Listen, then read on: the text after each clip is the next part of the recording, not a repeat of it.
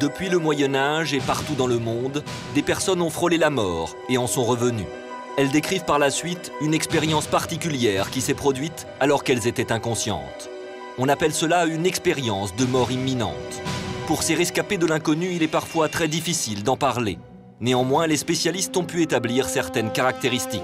L'expérience de mort imminente, qu'on appelle en anglais NDE, est une expérience qui arrive à un certain nombre de personnes qui ont frôlé la mort ou qui croient l'avoir frôlée. Ce qui veut dire que le déclencheur peut être simplement psychologique.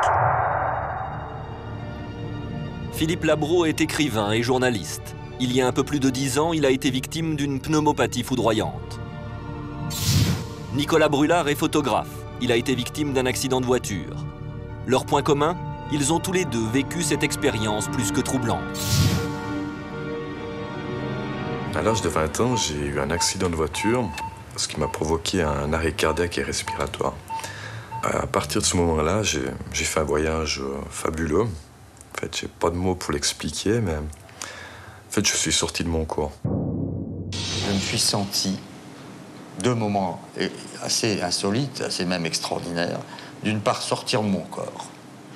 J'avais l'impression que je me voyais. Je ne peux pas le décrire autrement. Mais je me voyais livide, hâve, gris, sec, l'œil fermé, avec le tube dans la bouche. Personne ne m'avait décrit comment j'étais. Première phase, première étape, si vous voulez, c'est l'impression d'être en dehors de son corps, de sortir de son corps, et la plupart du temps, il se trouve au plafond. Ils voient les choses d'une situation haute. C'est-à-dire qu'ils peuvent se déplacer et décrire des choses qui, a priori, étaient impossibles à voir de l'endroit où se trouvait leur corps inanimé. J'étais là dans mon lit et j'ai commencé à flotter. J'ai décollé gentiment jusqu'au niveau du plafond. Là, je me suis retourné, j'ai vu mon corps inanimé avec le personnel soignant et le médecin qui faisait le nécessaire. Puis j'ai retraversé des murs, des plafonds et je me suis retrouvé dehors. Oui, c'est un peu comme une caméra. Oui, une caméra qui fait ce qu'on appelle une vue en plongée. Oui. Ça, c'est l'impression que je retiens.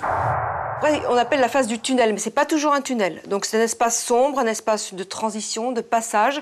Il s'y déplace quelquefois vite, quelquefois c'est un petit peu désagréable, un petit peu angoissant. Mais au bout de ce tunnel, il y a une lumière. Et cette lumière est très attirante. Donc plus ils vont vers cette lumière, plus elle grandit, puisqu'ils s'en rapprochent, si vous voulez.